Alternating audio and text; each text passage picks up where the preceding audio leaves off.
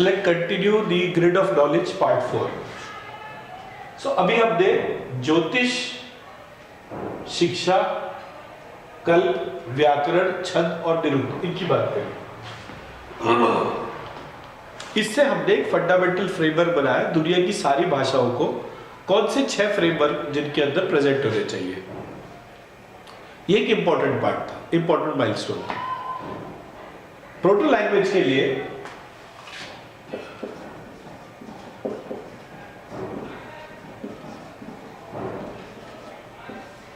हमारे को 3 चीजें चाहिए, universal alphabet set, universal word set, universal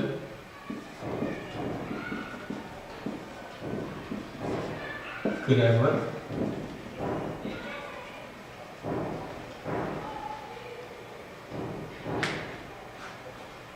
अगर ये 3 चीजें हो हमारे पास में, सो इनसे बनने वाले मीनिंग को हम स्टैंडर्डाइज कर सकते हैं। अब ये सब शुरू कैसे हुआ? मैं साइंस ग्रेजुएट हूं, प्लस मैंने MBA मार्केटिंग करा, प्लस LLB करी, प्लस MA संस्कृत करा, PhD इन संस्कृत करा। ये मेरा टोटल प्रोसेस था जो पढ़ाई के तौर पे मैंने एक्सपोजर लिया। सो मैंने नोटिस करा कि हम लोग जब मार्केट में जाते हैं तो एक चोटी वाला एक व्यक्ति होता है जो हर जगह हमें दिखता है, और वो चोटी वाला व्यक्ति जो है, जो संस्कृत पढ़ता है, वो व्यक्ति को समाज में रिस्पेक्ट तो बहुत ज्यादा है, हर व्यक्ति उसे पंडित जी कहता है, लेकिन वो व्यक्ति के साथ एक बहुत खास चीज जुड़ी हुई है। वो व्यक्ति, आप जो भी चोटी वाला व्यक्ति जिसको पंडित जी कहा जाता है, उसको आप जहां भी देखेंगे प्रत्येक जगह वो व्यक्ति आपको निर्धर ही दिखेगा, until unless वो व्यक्ति जो है या तो झूठ बोल रहा हो या उसका ज्योतिष का ज्ञान बड़ा अच्छा हो, जो बोलता है वो सिद्धि के तौर पर है, तो एक मोमेंट्री पीरियड ऑफ टाइम में उसके पास बहुत सारा पैसा आ जाता है। बट वो व्यक्ति जो है बुद्धिजीवी कभी भी नहीं माना गया समाज में। ज्योतिषी जो है उसके लोग पैर छूते हैं, उस ज्योतिष के हिसाब से सारे लोग बात करते हैं, लेकिन कभी भी वो व्यक्ति अपने आप को अपना सेल्फ डायग्नोसिस नहीं कर पाता, कि वो ये नहीं निकाल पाता कि वो कैसे आर्थिक उन्नति करे। हमारे यहाँ प्रत्येक जगह अगर आप देखेंगे जो शब्दावली यूज हुई है, उस शब्दावली में अर्थ के ऊपर बहुत प्रधान सिस्टम था। सो जो अर्थ के ऊपर का प्रधान सिस्टम था, उस अर्थ प्रधान समाज में जो ब्राह्मण जो था उसके लिए कहा जाता था ब्राह्मण वह है जो ब्रह्म में रमण करे। अब ब्रह्म में रमण करना मतलब एक टीडियस टास्क है। मतलब हमारे यहाँ कुछ चीजें तो मुझे अभी तक नहीं समझ में आई, तो मुझे ये नहीं समझ में आया कि हम प्रत्येक स्थिति में ब्रह्मा, विष्णु और महेश की उपासना की बात तो करते हैं, लेकिन हम ब्रह्मा जी की उपासना करते हुए नहीं दिखते, और उसके लिए मुझे कोई बहुत सॉलिड स्टोरीज नहीं मिली, या मैं कहूँ कि मेरा एफर्ट इस डायरेक्शन में बहुत ज्यादा नहीं रहा। बट मेरी इच्छा है ये जानने की कि हम ब्रह्मा जी की उपासना क्यों नहीं करते। जो 2-3 स्टोरीज दे रखी थी मुझे बहुत रेलिवेंटली समझ में नहीं आई, ये कहना चाहिए। और स्टोरीज इररेलिवेंट थी ये नहीं कह सकते, लेकिन एक चीज थी जो बहुत बहुत डिफिकल्ट थी, वो ये था कि जो कुछ भी हम अपने सामने आज देख रहे हैं उसके पीछे एक बहुत बड़ा झूठ है, बहुत बड़ा झूठ। मैं अपने तरफ देख रहा हूं तो मुझे हर तरफ एक बच्चे जो है या देश के जितने भी नागरिक जो है वो विदेशों के बारे में बात करते दिख रहे हैं। सो विदेशों की जितनी भी प्रक्रिया थी उसको जब मैं देख रहा था तो लॉर्ड मैकॉले का एक आर्टिकल था जो उसने 1838 में लिखा था। लॉर्ड मैकॉले का आर्टिकल ये कहता था कि मैं इस देश में 9 से 11 साल रहा हूँ और मैंने पूरी लंबाई चौड़ाई में ये देश नापा है। मुझे इस देश के प्रत्येक हिस्से में एक भी व्यक्ति ऐसा नहीं मिला जो चोर हो या जो भिखारी हो। जितनी सुख संपदा मैंने यहां पर देखी उतना मैं कभी अनुमान भी नहीं लगा सकता था अपने जीवन काल में जहां से मैं आया हूं, इंग्लैंड के लिए उसने लिखा था, वहां के हिसाब से। और अगर इंग्लैंड को इस देश के ऊपर राज्य करना है, तो उस स्थिति में उन्हें यहाँ की रीढ़ की हड्डी, यहाँ का एजुकेशन सिस्टम जो है उसको जड़ से मिटाना होगा, ताकि यहाँ का व्यक्ति जो है आने वाले समय में बिल्कुल वैसा हो जाए कि वो अपनी किसी भी चीज पर, अपनी शिक्षा दीक्षा समाज, किसी भी चीज पर वो अपना गौरव ना करे। जो कुछ भी विदेशी है उसको ही वो श्रेष्ठ माने। और अगर अंग्रेज शासन ने, अंग्रेज हुकूमत ने ये कर लिया, तभी वो इस देश के ऊपर राज्य कर सकते हैं, अदरवाइज इस देश के ऊपर राज्य नहीं कर सकते। अब यहां मुझे सबसे पहले एक बात का जो ध्यान आया वो इस बात का आया कि 1838 का जब ये आर्टिकल लिखा हुआ है, तो और ये व्यक्तिगत पत्र थे जो उस व्यक्ति ने अपने पिता को लिखे थे। उसके पिता एक ईसाई थे और उनके इसके बात करने और काम करने में चर्च का बहुत बड़ा उसके ऊपर प्रभाव पता चलता है कि उस समय चर्च की क्या स्थिति थी। लेकिन ये जो भी कुछ कनेक्ट दिखा मुझे, लेकिन इसमें मुझे ये नहीं समझ में आया कि ये जो कुछ भी ये व्यक्ति लिख रहा था 1838 में, इससे पहले इस्लामिक शासन इस देश के ऊपर हो चुका था, जो लगभग 300-400 साल के करीब रहा होगा। तो यानी कि जो गुप्त काल के लिए कहा जाता था कि यह देश जो है सोने की चिड़िया है, तो वैसे तो यहाँ पे मैं कोई भी चीज ऐसी नहीं देखता जिससे चिड़िया का पता चले। ये देश तो शुद्ध गरुड़ भूमि रही है, तो यहाँ के लोग तो प्रत्येक स्थिति में बहुत शक्तिशाली रहे होंगे। पर हमारे देश के लोग में छल कपट नहीं था, तो उनको धोखा देना नहीं आता था। जब उन्हें धोखा देना नहीं आता था तो उन्हें धोखा मिल भी जाता था बड़े आसानी से, तो क्योंकि छल कपट नहीं था। तो इसलिए ये कहना तो गलत होगा कि यहाँ के लोग जो है उनको कुछ नहीं आता था, या यहाँ के लोग जो है कुछ भी नहीं जानते थे, डरपोक थे, कायर थे, तभी तो इतने लोगों ने राज्य करा हमारे ऊपर। हाँ, जो चीज बड़ी अजीब सी थी वो ये थी, ये एक पार्ट था जो मैंने मैकॉले की तरफ देखा था। मैं सोचता था कि ऐसा कैसा एजुकेशन सिस्टम होगा इस देश का कि जो व्यक्ति 9-10 साल 11 साल के अंदर केवल उस एजुकेशन सिस्टम को ही देखता रह गया और उसकी इम्प्लीकेशंस को देखता रह गया। सो देन आई डिसाइडेड कि मुझे वो एजुकेशन सिस्टम ढूंढना चाहिए। एक बात। जो दूसरी सबसे महत्वपूर्ण बात थी वो ये था कि पिछले 1000 वर्षों में इस देश और दुनिया में, कायदे से 1000 के 2000 साल ये मान लें, इन 2000 वर्षों के अंदर, मतलब ईसा मसीह का और मोहम्मद साहब का जन्म जो है लगभग एक ही काल में हुआ है। और उसी काल में हमारे यहाँ बुद्ध, चाणक्य, ये सब लोग भी पैदा हुए। महावीर, बुद्ध, चाणक्य, ये सारे लोग पिछले 2-2,500 साल की देन है। दुनिया के प्रत्येक देश के अंदर 80 से 90% जो आबादी है वो किसी एक धर्म की है। आप ऑस्ट्रेलिया, अमेरिका, इंग्लैंड, इन सब देशों में जाए, इन लोगों ने बड़े भयानक जनसंहार करे, और मतलब इनसे ज्यादा दृश्यंस कोई भी हत्यारा नहीं हो सकता।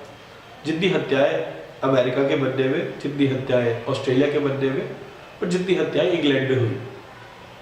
लेकिन जो सबसे अजीब सा था वो ये था कि मतलब वहां पर क्रिश्चियनिटी थी। अफ्रीका में, मिड ईस्ट में, इन सब जगह 80-90% इस्लाम था। रशिया में कम्युनिस्ट थे, चाइना में कम्युनिस्ट थे, तो वहां पर बुद्धिज्म फैला हुआ था। लेकिन रशिया में चर्च का अच्छा खासा जोर है, अच्छी खासी पॉपुलेशन जो है वो ईसाई है।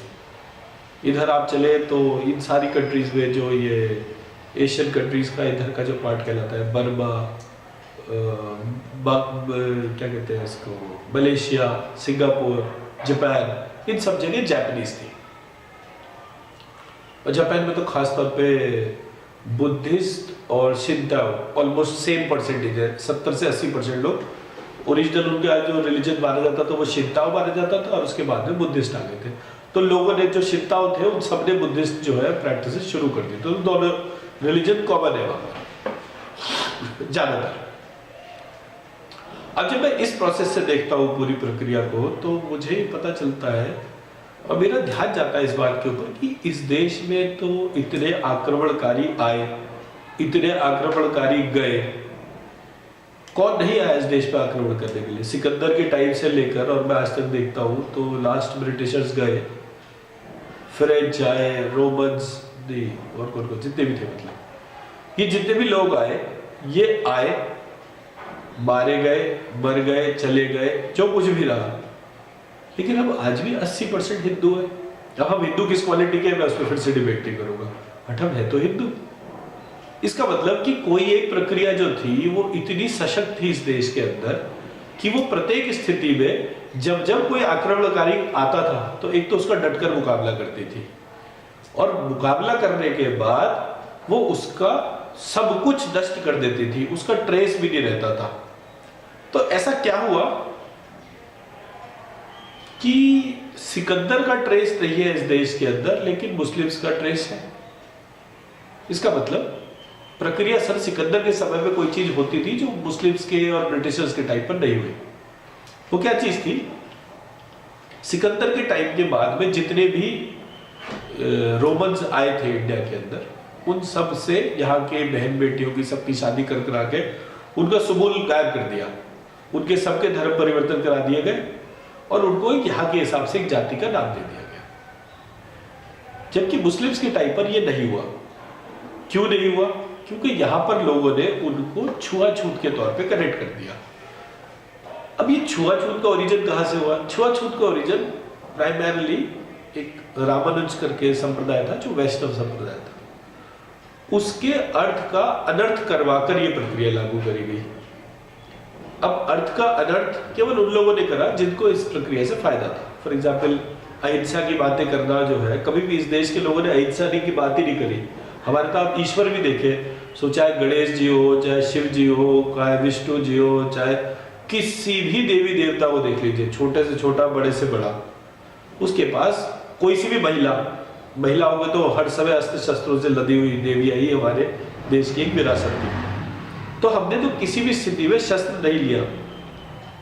लेकिन बुद्ध हमारे यहाँ पहले ऐसे अवतार हुए, अब वो अवतार थे नहीं थे, मैं उसके ऊपर भी मतलब मुझे तो बहुत सारे क्वेश्चन मार्क है, बट बुद्ध पहले ऐसे व्यक्ति थे जिन्होंने पूरी प्रक्रिया में बिना अस्त्र शस्त्र के आए। तो इसलिए हिंदुओं ने बुद्ध को ईश्वर का अवतार मानने से मना कर दिया, और कहीं भी उनकी कोई खास ज्यादा पूजा वगैरह नहीं होती। Don't quote me for a ambiguity in terms of कि मैं कोई रिलीजन या रिलीजन पर्सन के ऊपर उंगली उठा रहा हूँ, बट मेरा ऑब्जेक्टिव इस पूरी प्रक्रिया में ये हाईलाइट करना है, अगर व्यक्ति अपना प्रत्येक स्थिति में अपने स्वयं की रक्षा करने में समर्थ नहीं है तो उसकी उपासना नहीं होनी चाहिए। अब हमारे देवी देवता के पास अस्त्र है और हमारे पास अस्त्र नहीं है, तो ये अभी 1857 की बात है। 1857 के टाइम पर जब ये अंग्रेजों के टाइम पे जो यहाँ पर सैनिक विद्रोह हुआ था, जिसको स्वतंत्रता संग्राम हम लोग कहते हैं 1857 का, उस स्वतंत्रता संग्राम में सारे किसान जो थे वो एकजुट हो गए थे और उन सबके पास हथियार थे, और वो जो हथियार थे उससे उन्होंने जो है अंग्रेजी सेना के दांत खट्टे कर दिए। गद्दार जो थे उनकी वजह से हम हार गए और बहुत ज्यादा ये सस्टेन नहीं हो पाया प्रोसेस। लेकिन एक बात तो थी कि जो अंग्रेज थे उनकी हालत खराब कर दी थी इस देश के लोगों ने। उसके बाद अंग्रेजों ने डिसाइड करा कि हम इस देश को एकजुट एक साथ नहीं रहने देंगे। बर्मा का पार्टीशन उस दिन के बाद हुआ। बर्मा हमारे ही देश का अंग था, नेपाल हमारे ही देश का अंग था, भूटान हमारे ही देश का अंग था, श्रीलंका हमारे ही देश का अंग था, पाकिस्तान हमारे ही देश का अंग था, अफगानिस्तान हमारे ही देश का अंग था। लेकिन ये जितने भी देश थे, क्या आपको हिस्ट्री पढ़ाती है आपकी कि ये आप ही के देश के अंग थे? भारत माता का जो डिस्क्रिप्शन है उसमें हिमालय जो है वो भारत माँ के स्तन के जैसे है। अब स्तन जो है यहां पर होता है तो इसके ऊपर इतना हिस्सा और था, यानी कि चाइना तिब्बत से भी आगे तक का जो राज्य था वो भारत का था। उसका आंचल फैल रहा है तो वो आंचल जो है पाकिस्तान अफगानिस्तान से भी आगे तक का था, यानी कि हम सऊदी अरेबिया मिडिल ईस्ट तक थे। उसका जो आंचल जो था फैला हुआ वो यूक्रेन के पास तक का निकल कर आ रहा है। उसका आंचल जो था दूसरी तरफ पूरा जो ये जापान वाला जो पोर्शन है, part of China, Singapore, Malaysia, Burma, ये पूरी की पूरी विसिनिटी जो है भारत की थी। लेकिन हमारी हिस्ट्री तो ऐसे नहीं पढ़ाती। हमारी हिस्ट्री क्या पढ़ाती है? हमारी हिस्ट्री में ये पढ़ाती है कि ये जो 200-300 साल का बाबर से लेकर और ये बहादुर शाह जफर तक का जो हिस्ट्री थी उसकी एक एक चैप्टर हम लोग पढ़ते हैं। लेकिन विजयनगर एम्पायर जहाँ पे हक्का बक्का जैसे दो लोगों ने मिलकर जो है ऑलमोस्ट 350 के करीब, 350 से 500 साल के करीब, मैं बहुत ज़्यादा हिस्ट्री में स्ट्रॉन्ग भी नहीं हूँ, उतने साल तक हिंदुत्व की स्थापना करी। और जितना भी आप ये मिड ईस्ट कह रहे हो, ये जापान तक का जो एक बुद्धिज्म देखते हैं, ये बुद्धिज्म उसी वैदिक प्रक्रिया के तौर पे गया है। आप वहाँ पर जाइए, थाईलैंड में जाइए, वहाँ पर आज भी श्री राम का ही उपासना करी जाती है। सो ये उन लोगों का इस बात का क्रेडिट जाता है, लेकिन उनके बारे में हिस्ट्री में कुछ नहीं पढ़ाया जाता। हमें हिस्ट्री में क्या पढ़ाया जाता है? हमें हिस्ट्री में पढ़ाया जाता है तुम्हारा क्या वजूद, तुम्हें तो हर कोई मार के गया बेटा, तुम्हें सबसे पहले सिकंदर ने मारा। सिकंदर की कहानी में किसी दिन और विस्तार से सुनाऊंगा।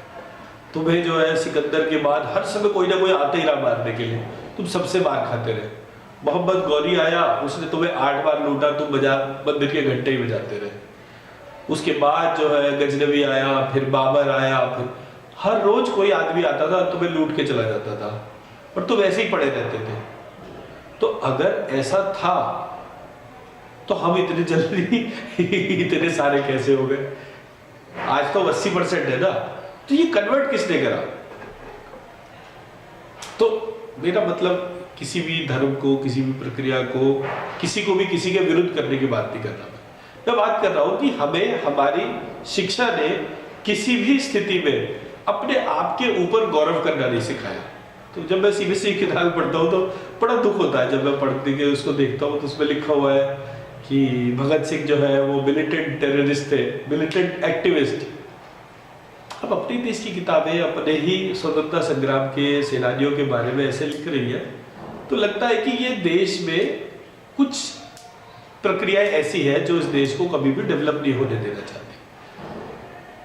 अब जो चीज डेवलप नहीं हो सकती या वो पुरानी कहानी, पुराने गड़े मुर्दे हम उखाड़े और फिर बात करते रहे, या कुछ नया करें, कुछ ऐसा करें जिससे कि हमारी प्रेजेंस हर जगह फील करी जाए। अमेरिका क्यों जाना जाता है? अमेरिका तो बहुत छोटा सा देश है, उसके अंदर एक बहुत छोटी सी प्रक्रिया है। क्या है? वो रिसर्च करता है देश, और रिसर्च में वो अच्छे खासे पैसे खर्च करता है। वो भले ही चाहे रिसर्च जो है हमारे देश के जितने भी ग्रंथ है उनसे कट कॉपी पेस्ट कर ले, उनकी नकल कर ले, बट अपना भी कंट्रीब्यूशन तो देता ही है। उनके यहाँ जो खिलाड़ी देखे मैंने वो अमीर देखे, उनके यहाँ साइंटिस्ट को बंगले मिलते हैं, या तो साइंटिस्ट बेचारा जो गलती से बन गया वो पूरी जिंदगी अपने आप को कोसता है कि वो इस देश के अंदर साइंटिस्ट क्यों बना। और उसकी परेशानी जो थी उस साइंटिस्ट की वो इस वजह से थी क्योंकि ये पूरी प्रक्रिया जो है वो किसी और के कंट्रोल में है। और आज मैं पिछले 3 साल से इस प्रोसेस पे रिसर्च कर रहा हूँ, आज मुझे लगता है कि वो सारे controls day by day weak हो रहे हैं। और जब वो वीक हो रहे हैं तो क्या आज हम एक करवट ले, एक ऐसी करवट जो हमें इस इतिहास के पन्नों पर वैसा ही नाम चमकाने का मौका दे जैसा कभी था। और वो तभी हो सकता है जब इस देश का प्रत्येक बच्चा जो है वो साइंस और साइंटिफिक इनोवेशंस को अपने अंदर एकीकार कर ले। हमारे यहाँ स्त्रियां जो थी वो पहले एक ही कपड़े की साड़ी मतलब पहनती थी, मतलब उसमें ब्लाउज, पेटीकोट वगैरह ऐसी चीजें कम थी। फिर भी लोगों की दृष्टि में दृष्टि दोष नहीं था, स्त्री का सम्मान था, उसको देवी के पुकारते थे, पुरुष देव कहलाते थे। और वो देव और देवी इसलिए कहलाते थे क्योंकि वो उनका आचरण भी वैसा था। आज हम देखते हैं कि सड़क पे चलते हुए 4 लड़कियां जा रही है, सो आदमी जो है जब तक उसकी गर्दन भूख के पूरी दर्द ना कर दे तब तक वो मुड़कर उसको देखता रहता है। तो ये क्यों होता है? ये इसलिए होता है क्योंकि पहले एक अंग्रेज जो इस जगह का शासक होता था, सरकारी कर्मचारी होता था, तो उसके सामने जितनी भी महिलाएं निकलती थी तो उन्हें सर छुपा कर निकलना पड़ता था। उससे पहले एक मुस्लिम इस देश में शासक था, तो उसके सामने जब महिलाएं निकलती थी तो उन्हें सर छुपा के और छिप के निकलना पड़ता था। तो इन सब के राज्य में ऑलमोस्ट जो भी 500, 700, 1000 साल हुए, इन सब के राज्य के बीच में इस देश के लोग जो राजसी व्यवस्था से जुड़े हुए थे उनकी नजरों में दोष आ गया। और ये आज तक है, जबकि भारत 60 साल हो गए आज़ाद हुए हुए, लेकिन आज भी कोई लड़की जाती है, हम भले ही चाहे हमारे घर की बहन बेटी हो या दूसरे घर की बहन बेटी हो, हम उसको मुड़ के जरूर देखते हैं और इससे हमारी सभ्यता का पता चलता है। तो हमें ये खत्म करना पड़ेगा। हम कहीं भी, मैं थाईलैंड गया, मैंने वहाँ पर देखा कि वहाँ बहुत सारी वेश्याओं का देश कहते थे उसको। सो वो वेश्याएं जो थी वो सड़क पर थूकती नहीं थी, सड़क पे कूड़ा नहीं फेंकती थी, पर वो थी वेश्याएं। उनके लिए कहा जाता था कि वो हर समय शराब पी के पड़े रहते हैं, भ्रष्ट लोग हैं, गंदा देश है। लेकिन उस गंदे देश में मुझे कहीं गंदगी देखने को नहीं मिली। तो हमें इस देश को स्वच्छ भी करना पड़ेगा, हमें इस बच्चों के अंदर संस्कार डालने पड़ेंगे ताकि वो प्रत्येक महिला की रिस्पेक्ट करें। तो जब ये सारी की सारी चीजें हमने सोची, तो हमने क्यों ना एक दफे इस शिक्षा व्यवस्था को बिल्कुल बदल दिया जाए। अब बदलने की प्रक्रिया जो थी वो आसान नहीं थी, बदलना किसी भी स्थिति में संभव भी नहीं था, क्योंकि हमें सीबीएसई, स्टेट बोर्ड सबसे फाइट करनी थी। सो वी रियलाइज्ड कि हम एक दफे कंटेंट बनाते और कुछ ऐसा बनाए जो कि सबकी आवश्यकता हो, और हम जुड़ गए। इस सब में बहुत सारे ऐसी एक्टिविटीज हुई, कुछ ट्यूशन्स हुए मुझे, जिन्होंने मेरे को इस बारे में बताया। और जो भी आप इनसाइट देख रहे हैं उसमें बहुत सारी चीज़ों में मैं बहुत ज़्यादा पढ़ा लिखा व्यक्ति नहीं हूँ, लेकिन हाँ इतना जरूर कह सकता हूँ कि कुछ था जो मुझे अंदर से बोलता था, कोई है जो मुझे अंदर से बोलता है, और वो प्रत्येक स्थिति में एक जबरदस्त साइंटिस्ट है, एक ऐसा जबरदस्त ब्रेन जो मुझे पिछले 500, 1000, 2000 साल के हिसाब से सब कुछ बताता है। बाकी मुझे किताबें, मुझे मेरे गुरु, मेरे जो साथ के लोग थे, उन्होंने बहुत सारी चीज़ें सपोर्ट की। सो आइए इस जर्नी को शुरू करें, जिस जर्नी में है इस देश की शिक्षा व्यवस्था को बदलने के लिए बात कर रहे हैं। और आप देखिएगा एक दिन ऐसा आएगा कि पूरी दुनिया जो है हमारे देश की शिक्षा व्यवस्था को एक वास्तविक सत्य मानते हुए स्वीकार करेगी। Thank you.